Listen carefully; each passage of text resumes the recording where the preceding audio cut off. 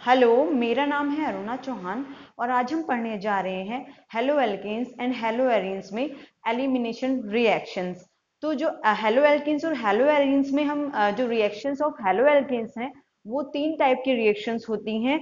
एक होती है न्यूक्लियोफिलिक सब्स्टिट्यूशन रिएक्शन, एक होती है एलिमिनेशन और ये देता है रिएक्शंस विद मेटल्स। ओके, तो मेनली ये रिएक्शंस हम हेलो एल्केन्स की पढ़ने वाले हैं। ठीक है, तो ये वाली जो फर्स्ट है न्यूक्लियोफिलिक सब्स्टिट्यूशन रिएक्शन, ये हम ऑलरेडी कर चुके हैं। आज हम पढ़ेंगे एलिमिनेशन रिएक्शंस के बारे में। ठीक है, तो स्टार्ट करते हैं।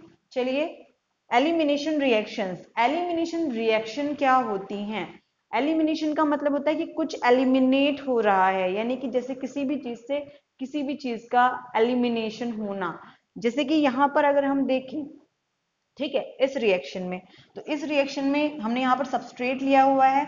ओके, अब ये सबस्ट्रेट में हम देखते हैं क्या हो रहा है जब कोई भी अटैकिंग रिएजेंट, जैसे कि कोई भी एसिड है, बेस है, मेटल है, इसमें हम बेसिकली पढ़ने जा रहे हैं बेस का अटैक। ओके, तो जब कोई भी अटैकिंग रिएजेंट अटैक कर रहा है किस पे, सबस्ट्रेट पर, कोई सॉल्वेंट भी हो सकता है, तो यहाँ से कुछ एलिमिनेट होगा। कुछ क्या एलिमिनेट होगा? मान लो जो ये एक्स है ये है लिविंग ग्रुप, ये यहां से एलिमिनेट होगा। और क्या एलिमिनेट होगा? यहां से हाइड्रोजन एलिमिनेट होगा। तो हाइड्रोजन और लिविंग ग्रुप दोनों क्या होंगे? एलिमिनेट हो रहे हैं, यानी कि निकल रहे हैं। एक तरह से कह रहे हो, कह सकते हो कि कोई भी ग्रुप ऑफ एटम, आप कह सकते हो, यानी कि कोई भी क्या हो, ग्रुप ऑफ एटम हो, वो क्या कर रहा है, या फिर कह सकते हो कि कोई भी एटम हो, अगर वो रिमूव हो रहा है किसी भी सबस्ट्रेट से, किसी भी रिएक्टेंट से, तो उसका जो एलिमिनेशन होना, उसका रिमूवल होना क्या कहलाएगा? एलिमिनेशन रिएक्शन कहलाती है ऐसी रिएक्शन जिसमें ऐसा होता है। यानी क्या हो रहा है, यहाँ पर आप देख सकते हो X बाहर निकल रहा है और H बाहर निकल रहा है इस रिएक्शन में। यानी क्या बाहर निकल रहा है? X माइनस भी बाहर निकल रहा है और ये H भी बाहर निकल रहा होगा। मान लो किसी बेस का हम अटैक करा रहे हैं, तो ये किसी बेस के साथ में H भी बाहर निकल रहा है। और किसकी फॉर्मेशन हो रही है? यहाँ पर एक पाई बॉन्ड की फॉर्मेशन हो रही है इस रिएक्शन में। यानी दो सिग्मा बॉन्ड ब्रेक कर रहे हैं यहाँ पर, एक ये सिग्मा बॉन्ड ब्रेक कर रहा है और एक ये सिग्मा बॉन्ड ब्रेक कर रहा है। तो दो सिग्मा बॉन्ड ब्रेक कर रहे हैं और यहाँ पर आप देख सकते हो एक पाई बॉन्ड की फॉर्मेशन हो रही है। तो यहाँ पर आप लिख सकते हो, क्या लिख सकते हो पॉइंट में, कि breaking of two sigma bonds and formation of one pi bond. Okay, इसके अलावा क्या हो रहा है? Removal of, you can say that removal of atoms or group of atoms, or you can say that a group of atoms यहाँ पर remove कर रहे हैं। और यहाँ पर देखा जाए तो क्या रिमूव कर रहा है? यहाँ पर एक प्रोटॉन यानी कि एक हाइड्रोजन रिमूव कर रहा है और एक लिविंग ग्रुप बाहर निकल रहा है। क्या बाहर निकल रहा है? प्रोटॉन एंड, और क्या निकल रहा है? एक लिविंग ग्रुप यहाँ पर क्या लिया हुआ है हमने? X यानी हेलोजन लिया हुआ है, क्योंकि हेलो एल्केन की बात कर रहे हैं तो क्या लिया हुआ है? Halogen as a leaving group लिया हुआ है यहाँ पर। आई होप यहाँ तक क्लियर है एलिमिनेशन के बारे में, कि जब किसी भी सबस्ट्रेट पर कोई भी अटैकिंग रिएजेंट या फिर कोई भी सॉल्वेंट हो सकता है वो अटैक कर रहा है। यहाँ पर जो हम पढ़ेंगे हेलो एल्केन्स में, वो बेस का अटैक पढ़ेंगे। ठीक है, और सॉल्वेंट जैसे कि ethyl alcohol, methyl alcohol, water, इस तरह से। तो जब वो अटैक करता है सबस्ट्रेट पर, तो जो लिविंग ग्रुप है और जो प्रोटॉन है वो लीव करेगा और किसकी फॉर्मेशन होगी? एल्कीन से, एक तरह से एल्कीन की फॉर्मेशन होगी। ठीक है, तो यहाँ पर ये जो सबस्ट्रेट है वो है सैचुरेटेड, और सैचुरेटेड से क्या बन रहा है? क्योंकि पाई बॉन्ड आ गया तो ये क्या हो गया? अनसैचुरेटेड हो गया। ठीक है, तो हम इसके पॉइंट्स में और लिख सकते हैं। क्या लिख सकते हैं? यानी कि सैचुरेटेड रिएक्टेंट से क्या बन रहा है? अनसैचुरेटेड प्रोडक्ट, यानी कि एल्कीन की फॉर्मेशन हो रही है इसमें एलिमिनेशन रिएक्शन में। इसके अलावा बताया था मैंने कि जो भी लिविंग ग्रुप है, यानी लिविंग ग्रुप की लिविंग टेंडेंसी जितनी ज्यादा अच्छी होगी, उसका रेट ऑफ रिएक्शन जो है, यानी कि रेट ऑफ रिएक्शन उतना ही ज्यादा अच्छा होगा, यानी फास्ट होगा, रिएक्शन उतने ही अच्छे से प्रोसीड करेगी। ये हमने SN1 और SN2 में भी पढ़ा था कि जो लिविंग ग्रुप टेंडेंसी है, रेट ऑफ रिएक्शन उसके डायरेक्टली प्रोपोर्शनल होता है। ठीक है, इसके अलावा एलिमिनेशन रिएक्शंस क्या होती हैं, ये एंडोथर्मिक रिएक्शंस होती हैं। इसमें क्या होता है, हीट रिक्वायर्ड होती है। ठीक है, यानी एंडोथर्मिक रिएक्शन यानी कि हीट इसमें रिक्वायर्ड होती है, किसमें, एलिमिनेशन रिएक्शन में। इसलिए जो ये रिएक्शंस हैं ये हायर टेम्परेचर पर प्रोसीड करेंगी। ठीक है, तो इसलिए मैंने यहाँ पर लिखा हुआ है बाय हीटिंग, यानी इसमें हीटिंग की जरूरत होती है ज्यादा टेम्परेचर पर। Generally more than 50 degree centigrade temperature आपको लिखा हुआ मिलेगा रिएक्शन में। ओके, और जो SN1 और SN2 रिएक्शन है वो लोअर टेम्परेचर पर होती हैं, क्योंकि वो एक्सोथर्मिक रिएक्शंस हैं, एक्सोथर्मिक प्रोसेस हैं। ठीक है, अब जो एलिमिनेशन रिएक्शंस हैं ये कितने टाइप की होती हैं, जो जनरली देखा जाए तो ये 4 टाइप की होती हैं, E1, E2, E1CV और EI। बट EI यानी कि एलिमिनेशन इंटरनल। ठीक है, और हम पढ़ने क्या जा रहे हैं, हम केवल इसमें यहाँ पर हेलो एल्केन्स में सिर्फ पढ़ेंगे E1 और E2 रिएक्शन के बारे में। तो चलिए शुरू करते हैं E1 एंड E2 रिएक्शन के बारे में। अब हम बात करते हैं एलिमिनेशन में। Actually before going towards E1 और E2, पहले हम बात कर लेते हैं कि इसमें 3 पार्ट्स हो रहे हैं, कैसे हो रहे हैं रिएक्शन में, क्या क्या हो रहा है, एक बार रिवाइज कर लेते हैं। रिमूवल ऑफ प्रोटॉन हो रहा है, ठीक है, रिमूवल ऑफ लिविंग ग्रुप हो रहा है, क्योंकि हम हेलो एल्केन्स की बात कर रहे हैं तो लिविंग ग्रुप यहाँ पर क्या हो गया, हेलोजन हो गया हमारे पास में। ठीक है, और फॉर्मेशन किसकी हो रही है, कार्बन डबल बॉन्ड कार्बन, यानी कि एल्कीन की फॉर्मेशन हो रही है इस पूरी एलिमिनेशन रिएक्शंस में। अब जब removal of proton and leaving group यानी कि हेलोजन और हाइड्रोजन का रिमूवल होता है तो उसको बोलते हैं डीहाइड्रोहेलोजनेशन। क्या कहलाएगा ये, डीहाइड्रोहेलोजनेशन। ओके, अगर वाटर का रिमूवल होता है तो वो कहलाता है डिहाइड्रेशन।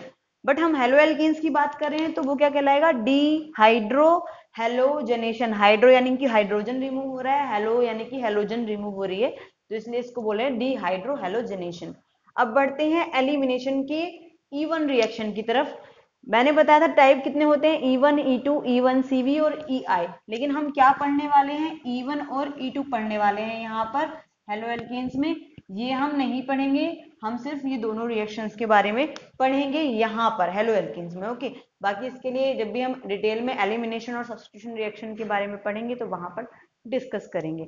ठीक है, तो एलिमिनेशन जो रिएक्शन यानी कि यूनिमॉलिक्यूलर एलिमिनेशन रिएक्शन जिसको बोलते हैं E1 रिएक्शन, तो जो E1 रिएक्शन होती है वो 2 स्टेप प्रोसेस है। ठीक है, स्टेप फर्स्ट में क्या होता है, फॉर्मेशन ऑफ इंटरमीडिएट, यानी इंटरमीडिएट की फॉर्मेशन होती है। और यहाँ पर इंटरमीडिएट क्या होता है, E1 में कार्बोकेटायन, यानी कार्बोकेटायन इंटरमीडिएट की फॉर्मेशन होगी फर्स्ट स्टेप में। और सेकंड स्टेप में क्या होता है, यहाँ पर डीप्रोटोनेशन यानी कि रिमूवल ऑफ हाइड्रोजन होगा उसके बाद में। ठीक है, और किसकी फॉर्मेशन होगी, उससे एल्कीन की फॉर्मेशन हो जाएगी सेकंड स्टेप में। ओके, यहाँ पर ये जनरल रिएक्शन दी हुई है किसके लिए, E1 रिएक्शन के लिए, कि यहाँ पर क्या अटैक कर रहा है ये ETOH। ठीक है, अल्कोहल का अटैक करा रहे हैं जब इस सबस्ट्रेट पर, तो एल्कीन की फॉर्मेशन हो रही है। अब ये फॉर्मेशन हो कैसे रही है, हम स्टेप बाय स्टेप इसको डिस्कस करने जा रहे हैं now. So in E1 reaction, I told you that this is 2-step process. First step में यहाँ पर आप देख सकते हो क्या हो रहा है, ये हमने क्या लिया हुआ है, ये हेलो एल्केन लिया हुआ है। ठीक है, क्योंकि हम हेलो एल्केन की बात कर रहे हैं। ओके, तो इस हेलो एल्केन यानी सबस्ट्रेट से हम क्या बना रहे हैं, फर्स्ट स्टेप में इंटरमीडिएट यानी कार्बोकेटायन की फॉर्मेशन हो रही है। यहाँ पर क्या हो रहा है, ये जो ब्रोमीन ये क्या है, यहाँ पर लिविंग ग्रुप है, ये क्या करेगा, ये साइड को छोड़कर जाएगा, यानी इस कार्बन को छोड़कर जाएगा, तब कार्बोकेटायन की फॉर्मेशन होगी। पर ऐसा नहीं है कि इसका मन किया और ये साइड को छोड़कर जाने लगा कि मैं तो जा रहा हूं मुझे माफ करो, लेकिन ऐसा नहीं हो रहा है। ये कैसे छोड़कर जा रहा है साइड को, क्योंकि यहाँ पर क्या है, हमारे पास में सॉल्वेंट है। सॉल्वेंट क्या है, ETOH यानी कि इथाइल अल्कोहल है, और ये जो इथाइल अल्कोहल है ये क्या है, एक पोलर प्रोटिक सॉल्वेंट है, पोलर प्रोटिक सॉल्वेंट। ओके, तो जो पोलर प्रोटिक सॉल्वेंट होता है उसमें पोलर का मतलब क्या हो गया, यानी कि जो पोलर प्रोटिक सॉल्वेंट होते हैं उनका कुछ डाई इलेक्ट्रिक कांस्टेंट होता है। और डाई इलेक्ट्रिक कांस्टेंट क्या होता है कि जिसके अंदर डाई इलेक्ट्रिक कांस्टेंट है तो वो क्या करेगा, वो जो भी ये अब यहाँ पर कार्बन है और ब्रोमीन, इन दोनों की इलेक्ट्रोनेगेटिविटी में डिफरेंस है। तो जब इन दोनों की इलेक्ट्रोनेगेटिविटी में डिफरेंस है तो दूसरा यहाँ पर क्या हो रहा है, इनके बीच में फोर्स ऑफ अट्रैक्शन भी है। तो ये जो पोलर प्रोटिक सॉल्वेंट है ये पोलैरिटी की वजह से क्या करेगा, इसका जो ब्रोमीन है इसको अपनी ओर खींचने की यानी कि पुल करने की कोशिश करेगा। इन दोनों के बीच में जो अट्रैक्शन है उस अट्रैक्शन को कम करेगा यानी कि खत्म करने की कोशिश करेगा। ठीक है, इनके बीच में क्या कर देगा, संधि विच्छेद करने की कोशिश करेगा, इसको यहां से बाहर निकालने की कोशिश करेगा। कौन, पोलर प्रोटिक सॉल्वेंट। और उसकी वजह से क्या होगा, ब्रोमीन यहां से बाहर निकल जाएगा और कार्बोकैटायन की फॉर्मेशन हो जाएगी। इसलिए यहां पर क्या फॉर्म हो गया, कार्बोकैटायन फॉर्म हो गया। दूसरा और भी ये क्या करता है, प्रोटिक होने की वजह से क्या करेगा, जो भी इसके हाइड्रोजन है ETOH के, वो ब्रोमीन को चारों तरफ से घेर लेंगे जिससे ये दोबारा से अटैच ना हो पाए, दोबारा से इसके साथ में बॉन्ड फॉर्म ना कर पाए। तो इस ब्रोमीन को क्या करते हैं, इस तरह से, जैसे ये ब्रोमीन यहाँ पर निकल गया बाहर, अब ये क्या करेंगे, जो ETOH है यहाँ पर इसका जो हाइड्रोजन है इसको घेर लेगा, इसका हाइड्रोजन इसको घेर लेगा। ऐसे ही करके क्या होगा, ये जो हाइड्रोजन है इसको चारों तरफ से घेर लेंगे इस ब्रोमीन को। ठीक है, इसको बाहर नहीं जाने देंगे, अगर ये बाहर चला गया तो ये क्या करेगा, फिर से बॉन्ड बना लेगा। अब यहाँ पर किसकी फॉर्मेशन होगी, कार्बोकैटायन इंटरमीडिएट की। अब सेकेंड स्टेप में क्या होगा, यहाँ पर जो ये मींस कार्बोकैटायन फॉर्म हो रहा हुआ है, यहाँ पर चार्ज स्पीसीज है। अब इस वाले जो कार्बन का हाइड्रोजन है वो बाहर निकलेगा, यहां से क्या होगा, ये बाहर जाएगा। ठीक है, और इस तरह से, और ये वाला बॉन्ड कहाँ आ जाएगा, यहाँ पर। तो यहाँ पर किसकी फॉर्मेशन हो जाएगी, पाई बॉन्ड की।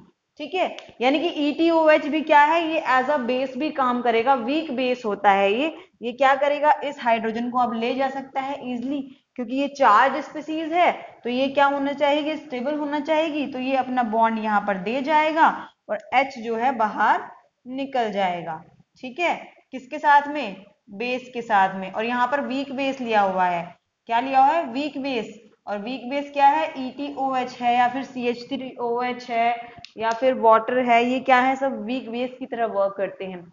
एक्चुअली होता क्या है, जो एलिमिनेशन रिएक्शन है यानी कि इवन रिएक्शन है, वहां पर ऑलरेडी चार्ज्ड स्पीसीज फॉर्म हो चुकी है, तो उसके लिए क्या है, वीक बेस भी काम कर जाएगा प्रोटॉन को बाहर निकालने में। और किसकी फॉर्मेशन हो जाएगी, एल्कीन की फॉर्मेशन हो जाएगी यहाँ पर, यानी प्रोडक्ट क्या बन गया, एल्कीन। नाम क्या होगा, अगर हम इसका नाम लिखेंगे तो IUPAC 1 2 3 4, तो ये हो जाएगा ब्यूट टू डाइइन। ठीक है, या 2 butadiene, okay not diene, 2 butyne, इसका नाम हो जाएगा 2 ब्यूटीन या फिर बोल सकते हो ब्यूट 2 इन।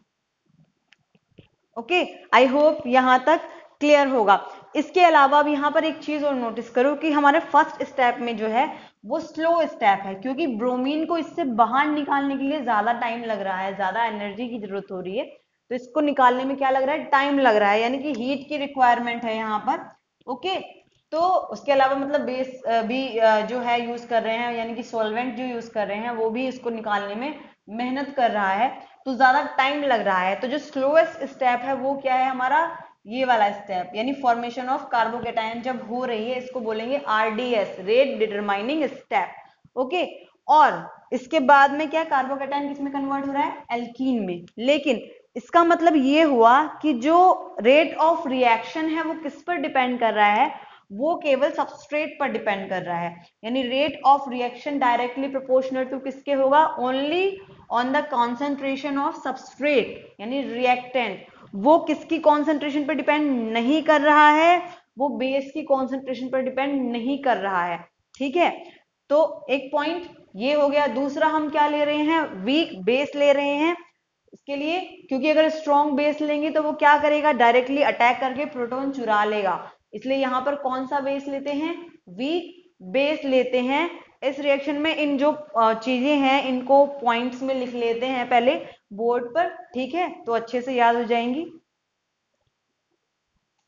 यानी क्या हो रहा है, यहाँ पर जो रिएक्शन हो रही है वो पोलर प्रोटिक सॉल्वेंट की प्रेजेंस में हो रही है। सॉल्वेंट मैंने बताया था ethyl alcohol, methyl alcohol, water या फिर एसिटिक एसिड। इसके अलावा वीक बेस यूज कर रहे हैं हम इसमें, जैसे कि इथाइल अल्कोहल, मिथाइल अल्कोहल, ये वीक बेस की तरह भी वर्क करेंगे, या वाटर, ठीक है। और जो रेट ऑफ रिएक्शन है वो ओनली किसकी कॉन्सेंट्रेशन पर डिपेंड कर रहा है, सबस्ट्रेट की कॉन्सेंट्रेशन पर। इसमें क्या है, बेस की कॉन्सेंट्रेशन पर डिपेंड नहीं कर रहा है। अगर आप बेस की कॉन्सेंट्रेशन कितना भी बढ़ा दो, रेट ऑफ रिएक्शन पर इफेक्ट नहीं पड़ेगा। अगर लिखा हुआ हो कि अगर बेस की कॉन्सेंट्रेशन को डबल कर दिया जाए तो रेट ऑफ रिएक्शन कितना होगा, उसमें क्या होगा, कोई इफेक्ट नहीं पड़ेगा, क्योंकि बेस की कॉन्सेंट्रेशन पर रेट ऑफ रिएक्शन डिपेंड ही नहीं कर रहा है। किस पर डिपेंड कर रहा है, सबस्ट्रेट की कॉन्सेंट्रेशन पर।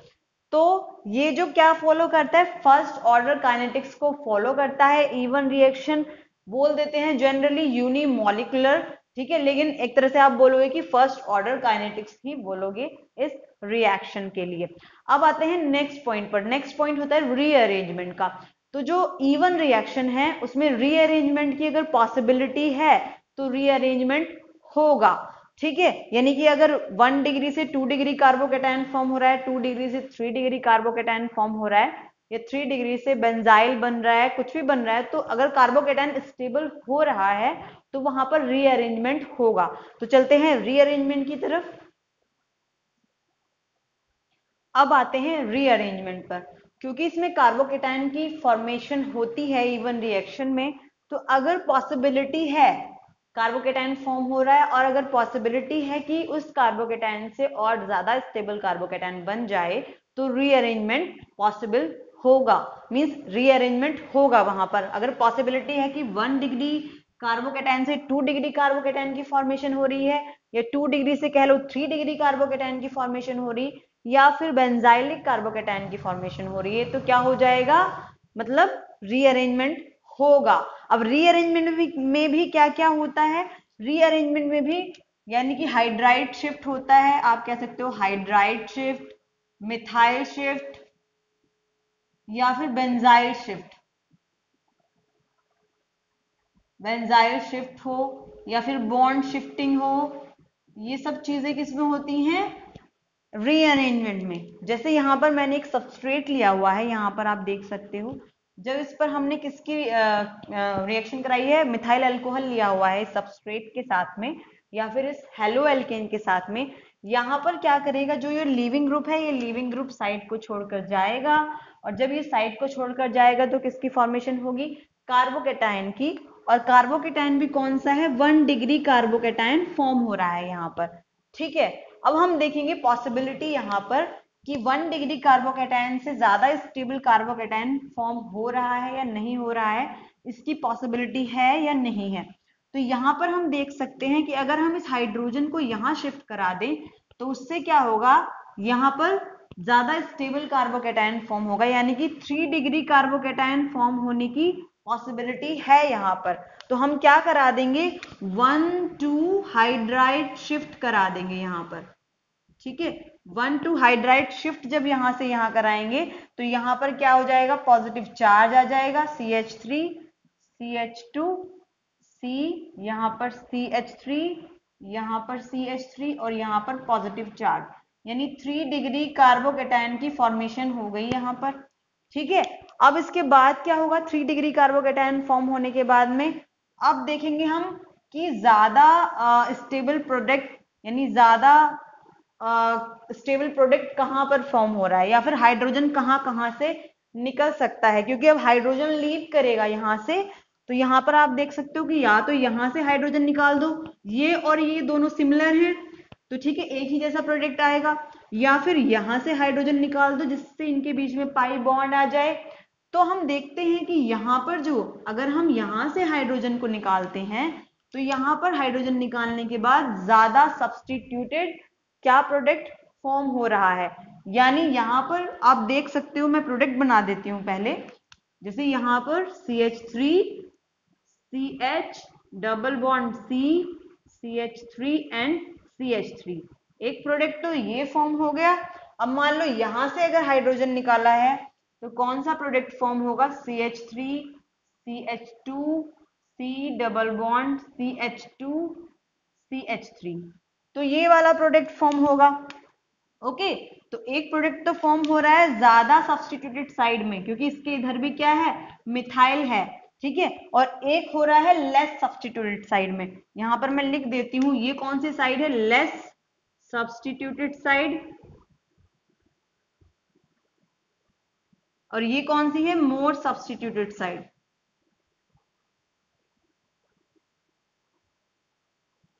ओके, तो जो मोर सब्स्टिट्यूटेड साइड है, यानी जहां से हमने क्या निकाला है? हाइड्रोजन निकाला है। यहां पर आप देख सकते हो, अगर हम एल्कीन के दोनों साइड में देखें तो कितने नंबर ऑफ अल्फा हाइड्रोजन हमें मिल रहे हैं? अगर हम इस वाली एल्कीन को देखें तो 3 ये हो गए, 3 ये हो गए और 3 ये हो गए, यानी कि 9 अल्फा हाइड्रोजन है इसके पास में। कितने? 9 अल्फा हाइड्रोजन। और इस वाली अगर एल्कीन के पास में देखें तो यहां पर कितने हैं? 3 ये हो गए और 2 ये हो गए, यहां पर 5 अल्फा हाइड्रोजन है, ठीक है, इस वाली एल्कीन के पास में जो कार्बन है। तो हाइपर कॉन्जुगेशन वाली चीज आ जाती है यहाँ पर, कि जिसका ज्यादा हाइपर कॉन्जुगेशन होगा, यानी कि जितने नंबर ऑफ अल्फा हाइड्रोजन होंगे वो उतना ही ज्यादा स्टेबल एल्कीन की फॉर्म एल्कीन होगा। यानी ये वाला जो एल्कीन है जो ज्यादा सब्स्टिट्यूटेड है, यानी मोर सब्स्टिट्यूटेड आप कह सकते हो, मोर सब्स्टिट्यूटेड, मोर हिंडर्ड, और ये ज्यादा स्टेबल होगा, मोर स्टेबल एल्कीन की फॉर्मेशन हो रही है यहां पर। तो ये वाला जो प्रोडक्ट होगा ये हो जाएगा मेजर प्रोडक्ट। ये क्या हो गया? मेजर। और ये क्या हो गया? Minor product. ये क्या हो गया? Minor product.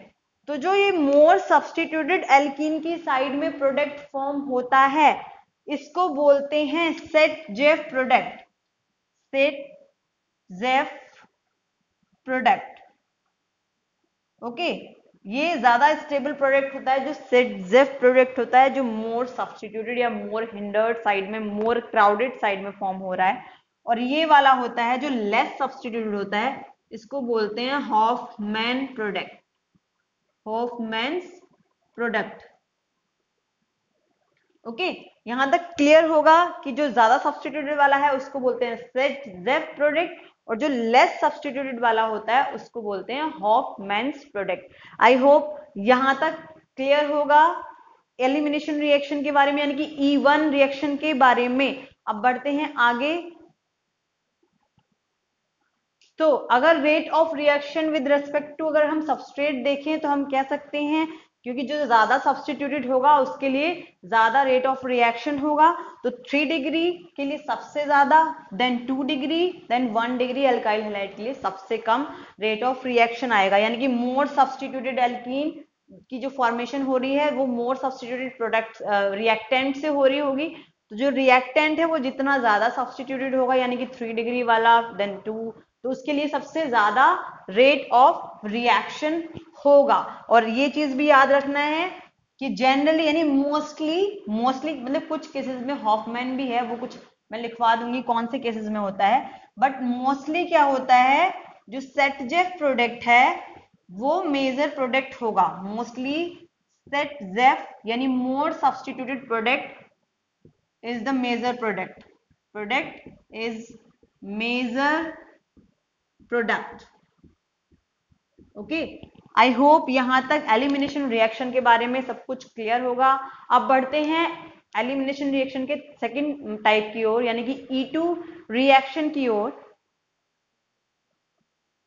अब हम बात करने जा रहे हैं एलिमिनेशन रिएक्शन के सेकंड टाइप की, यानी कि E2 रिएक्शन की, जिसको बोलते हैं E for elimination and 2 for biomolecular, यानी बायोमोलिकुलर एलिमिनेशन रिएक्शन।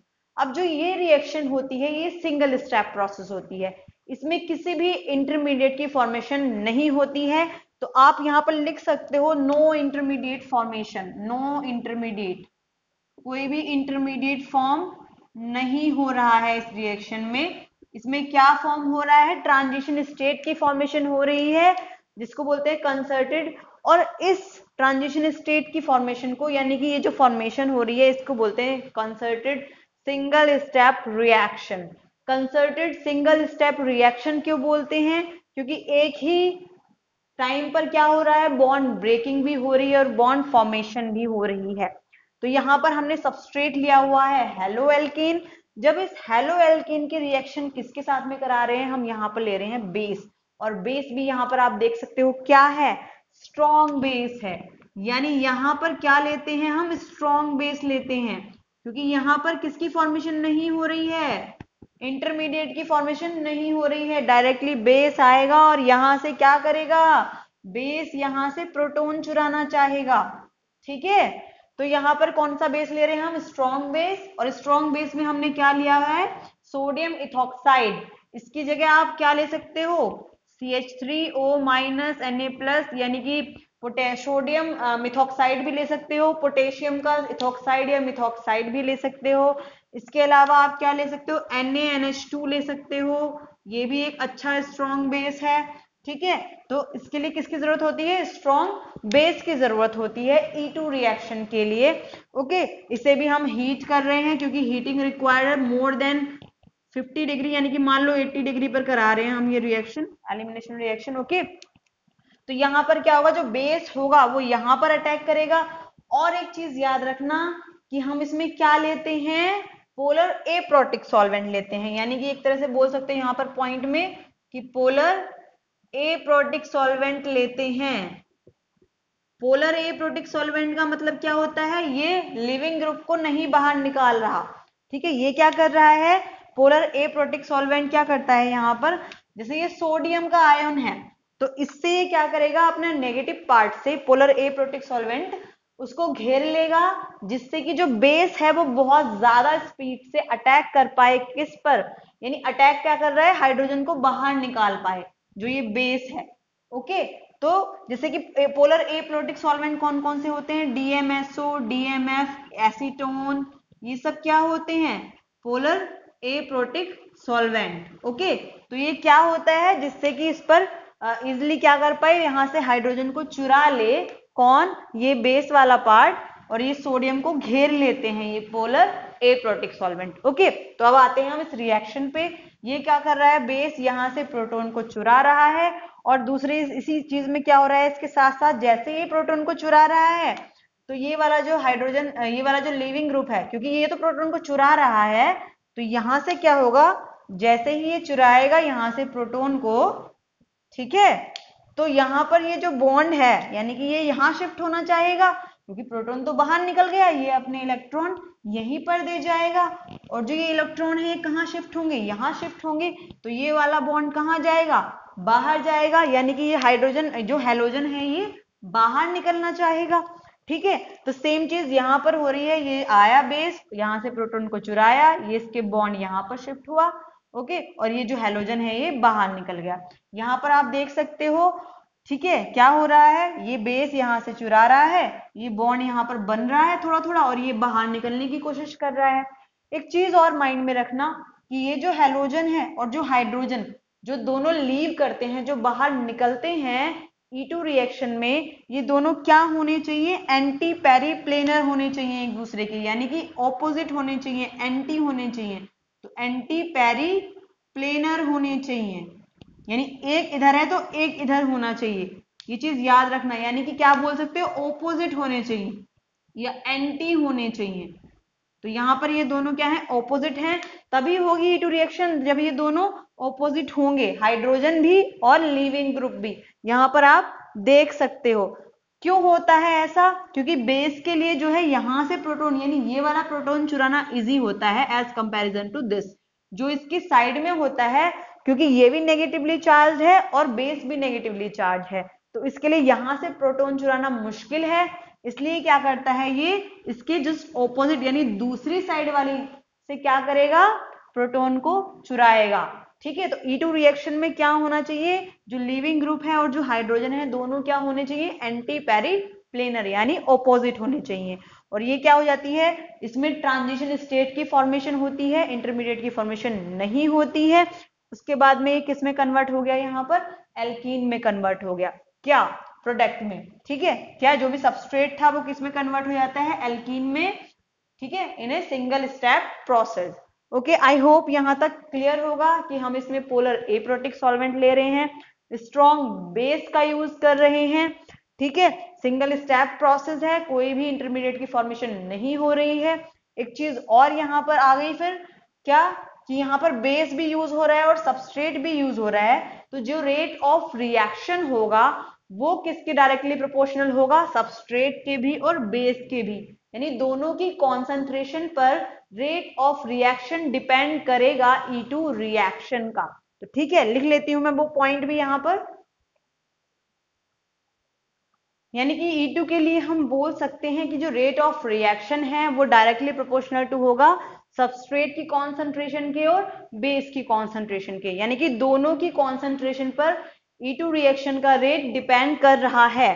ठीक है, यानी कि इसका मतलब ये कौन सा काइनेटिक्स का ऑर्डर फॉलो करता है, सेकंड ऑर्डर काइनेटिक्स फॉलो करता है, यानी कि बायमॉलिक्यूलर रिएक्शन हो गई ये। इसके अलावा क्या होता है, हम कह सकते हैं कि जो रेट ऑफ रिएक्शन है विद रेस्पेक्ट टू सबस्ट्रेट, ये भी सिमिलर टू E1 होती है। जैसे उसमें 3 डिग्री के लिए सबसे ज्यादा फास्ट होगी, उससे कम 2 डिग्री एंड देन सबसे कम 1 डिग्री अल्काइल हैलाइड के लिए। तो E1 और E2 दोनों के लिए 3 डिग्री, 2 डिग्री देन 1 डिग्री, यानी कि मोर सब्सटीट्यूटेड जो भी एल्कीन यानी प्रोडक्ट की फॉर्मेशन हो रही है वो सबसे ज्यादा होगा उसके लिए रेट। ओके, और E2 रिएक्शन में क्योंकि कोई भी कार्बोकेटाइन या इंटरमीडिएट फॉर्म नहीं हो रहा है तो वहां पर रीअरेंजमेंट नहीं होता है E2 रिएक्शन में, तो यहां पर क्या होगा, नो रीअरेंजमेंट। आई होप यहां तक क्लियर है। अब जहां यहां पर हम एक रिएक्शन ले लेते हैं, यानी कि जब हम अल्कोहलिक KOH ले रहे हैं, ठीक है, किसके साथ में, सबस्ट्रेट के साथ में, वहां पर मैंने बेस में लिखवाया था ना कि क्या हो वहां पर, NaNH2 हो, सोडियम इथोक्साइड हो, पोटेशियम इथोक्साइड हो, सोडियम इथोक्साइड हो, या फिर अल्कोहलिक KOH हो स्ट्रॉन्ग बेस में यहाँ पर, या फिर अल्कोहलिक NaOH हो, अगर ये ले रहे हैं तो क्या होगा, यहाँ पर E2 रिएक्शन हो रही है, टेम्परेचर अराउंड हमने 80 डिग्री लिया हुआ है, तो यानी यहाँ पर यानी Br बाहर निकल रहा होगा। ठीक है, और हाइड्रोजन अब कौन सा बाहर निकलेगा वो हमें देखना है, ये वाला हाइड्रोजन बाहर निकालें या ये वाला, दोनों निकाल कर देख लेते हैं। ठीक है, जब दोनों में से हाइड्रोजन निकालेंगे तो प्रोडक्ट क्या आएगा, कुछ ऐसा आएगा, CH CH देन CH3, एक प्रोडक्ट ये हो गया। और अगर ये वाला हाइड्रोजन निकालते हैं तो आएगा product CH3 CH2 CH double bond CH2 plus. Okay, एक प्रोडक्ट आ गया हमारे पास ये वाला। अब यहां पर मोर सब्सटीट्यूटेड वाला कौन सा है प्रोडक्ट, ये प्रोडक्ट क्या है, मोर सब्सटीट्यूटेड एल्कीन है, क्योंकि यहाँ पर 3 हाइड्रोजन इधर हो गए, 3 हाइड्रोजन इधर हो गए, यानी कि 6 अल्फा हाइड्रोजन है, यानी मोर सब्सटीट्यूटेड है।